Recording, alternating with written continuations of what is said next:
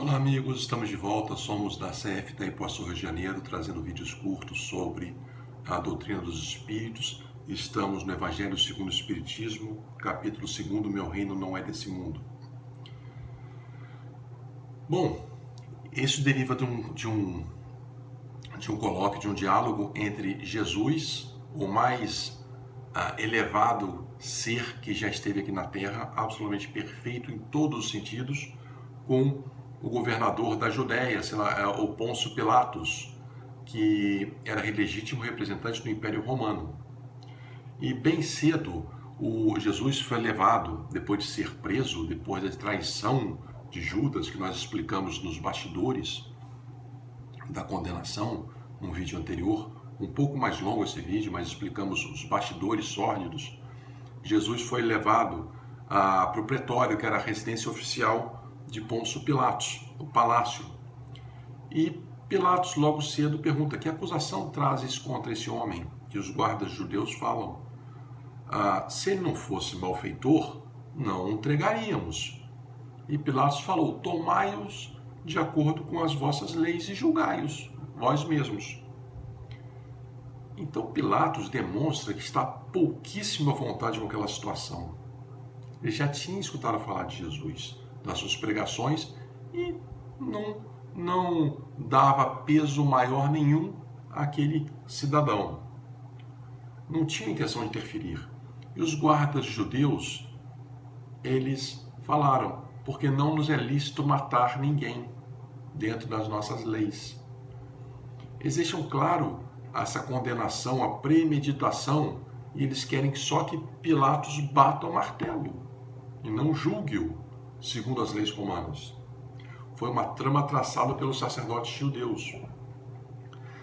Para convencer Pilatos, eles mudam ardilosamente o foco da acusação.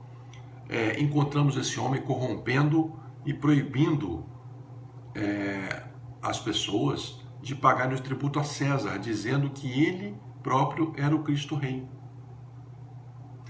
E isso advinha de uma desobediência civil, se comprovado, contra o Império Romano, claro. Muito bem. Mande-o vir, então. Pôncio Pilatos pediu que viesse até o átrio e perguntou, começou o colóquio, o diálogo com Jesus: és, pois, o rei dos judeus? E Jesus respondeu: meu reino não é desse mundo. Se o meu reino fosse aqui, minha gente houvera combatido para que eu não caísse nas mãos dos judeus. Mas meu reino ainda não é aqui. Ora, ele sabe que por trás disso tudo houve uma movimentação dos sacerdotes que fizeram todo esse conluio para acusá-lo. E ele fala abertamente que a morada dele, onde ele habita, cujo rei é Deus, não é aqui, falando claramente dos níveis evolutivos de várias moradas que teremos até alçar essa elsitude. Está falando da imortalidade da alma que evolui constantemente, mas era um diálogo absolutamente desconexo com alguém materialista e poderoso. Jesus deixa claro que não é rei. E aí eu pergunto, numa reflexão: a morada de Jesus não era aqui, ele estava aqui. A morada de Jesus já estava definida lá em cima, porque ele alçou esses voos à perfectibilidade, um ser perfeito. E a nossa morada onde é? Onde vai ser? É aqui hoje. Mas será futuramente aonde nós queiramos que ela seja, dependendo dos nossos atos. E Pilatos, nesse caso, nessa contestação, é uma figura representativa da humanidade terrestre, porque se fosse hoje, provavelmente, Jesus seria condenado de novo. É muito possível que, com a nossa visão desvirtuada e materialista, nós condenássemos de novo. Lá no site Consolador, quando fala que o meu reino ainda não é aqui, eles mencionam que estimula a acreditar a ir mais além, trabalhar com afinco e não desistir jamais, para que também nós venhamos a alçar esse voo de ter um habitáculo onde Deus é o Rei maior. Não ficar na contemplação, segundo o livro Pão Nosso. Devemos trabalhar, aproveitar a oportunidade. E o que fez Jesus para ser condenado? Foi amoroso, foi pacificador, lutou pelo bem, lutou pelo amor, foi fraterno e disponível, estava disponível 24 horas para aqueles que necessitavam. Tanto é que aqueles que tocavam suas vestes e precisavam do socorro eram contaminados com amor e recebiam as virtudes. Consolou e encaminhou quantos e quantos e até hoje. Foi imparcial e verdadeiro. Nos ensinou o caminho para nós evoluirmos na senda do progresso e evolução espiritual. Mas, novamente, será que, se fosse hoje, nós condenaríamos Jesus ou absolveríamos? Paira a dúvida. Mas, ao não libertar Jesus, desejava libertar, mas não fez, Pilatos lavou as mãos. Será que ele se eximiu da culpa? Ele tinha o poder de fazê-lo e não fez. Não fez por orgulho e por vaidade. Então, Pilatos recebeu um processo kármico de expiação, uma fração da culpa na condenação de Jesus. Sim, e assim somos nós. Sempre que nós sairmos de uma situação que poderíamos ter feito bem e não fizemos, ora, nós teremos participação nisso. Somos responsáveis por todo o bem que fizermos, por todo o mal que fizermos e por todo o bem que tínhamos toda a condição de fazer e não fizemos. Temos participação, sim. E não vale simplesmente tirar o corpo fora e lavar a mão. Isso não cola. E as recompensas materiais. Acreditavam na época que as leis de Deus estavam relacionadas a recompensas de bens materiais. As vitórias, conquistas de poder, amelhar posses, títulos de nobreza, tudo isso como prêmio, fazer barganha com Deus e receber na terra essa premiação. E a humanidade terrestre foi assim forjada, achando que Deus está para fazer concessões materiais e físicas. Não, meus amigos, esse pensamento é muito atual hoje. Barganha com Deus, isso não existe. Deus, que é o nosso bem, Deus, na verdade, nos dar forças. Deus quer que a gente consiga aquilo que for melhor para a gente e irá nos ajudar no que for melhor, não aquilo que nós desejamos e no momento que nós queremos. Não funciona assim. Deus quer que nós vivemos bem e pratiquemos o bem continuamente.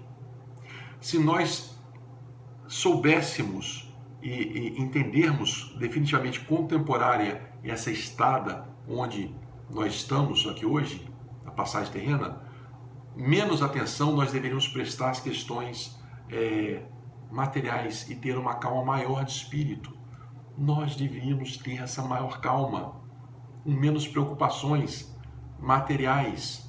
Preocupar com a subsistência, sim. Preocupar com o estudo, sim. Preocupar com a busca da evolução, sim, porque estamos evoluindo e o planeta precisa de nós para evoluir. Mas jamais dar a vida por algo material. Essa ideia clara na vida futura nos traz uma fé inabalável no porvir e muda completamente o ponto de vista da vida. Hoje nós temos que viver com foco na eternidade e não contando os dias para morrer. Porque muito trabalho temos, por poucas horas que sejam, de agora até nós desencarnarmos. E muito pode ser feito em poucas horas. Mas para aqueles que não acreditam, na vida futura, a vida se torna muito ingrata e o homem dá tudo que tem, todos os seus esforços nessa vida. E se vê criança que nada mais vê além dos seus brinquedos, suas conquistas, e faz tudo, esperneia para conseguir e chora. Ao menor perda ocasiona engano, decepção, a insatisfação, injustiça, sentimentos de orgulho, de vaidade. Não acreditar na vida futura faz mal. Traz uma antecipação de uma angústia de algo que não sabemos que vamos viver. E torna tudo tão maior do que é. E os males se tornam quase intransponíveis. As dificuldades da vida quase intransponíveis de pularmos, de passarmos. Ao passo que, se acreditarmos na vida futura, com essa visão ampliada, as coisas, as dificuldades tornam-se menores e mais factíveis de nós passarmos. Não deixemos criar esses bichos que não podemos ultrapassar. Então, meus amigos, a importância dada aos bens terrenos está na razão inversa da crença e a fé na vida futura. É importante a gente saber disso, que a conquista material está relacionada ao nosso bem-estar, a impelir para nós melhorarmos a nossa vida, a vida da sociedade, a vida do próximo. Isso é dentro do instinto e das leis de conservação e do progresso. Nós somos impelidos a conquistar, está dentro das leis divinas. Mas se trabalha por necessidade, por desejo e por dever. E isso nos impele a ir para frente. Mas aquele que trabalha para angariar, amealhar riquezas, sem que queira distribuir essas riquezas, esse pagará um pesado tributo, um tributo pela sua não fraternidade, por não zelar pelo equilíbrio da humanidade. Podemos e devemos usufruir de tudo que realmente conquistarmos licitamente, mas não quer dizer que nós não possamos, dentro da fraternidade universal, dividir ou amenizar um pouco o sofrimento do próximo. Deus não condena os bens terrenos, condena o abuso deles. E a realeza de Jesus, que é um outro tópico interessante, Jesus nunca foi rei. Ao contrário de outros tantos reis monárquicos com títulos de nobreza, com castelos, mas esses reis passaram e ficaram na história. Jesus, que nunca foi rei, foi um verdadeiro rei da moral, dos bons costumes, da ética, e vai ser lembrado sempre como o maior rei dos reis. Logo, os títulos de nobreza nada valem se os atos não são correlatos. Tá bom, meus amigos? Fiquem com Deus. Sugerimos que estudem esse capítulo. Tem um relato maravilhoso de uma rainha de França no final desse capítulo. Fiquem todos com Deus e até a próxima.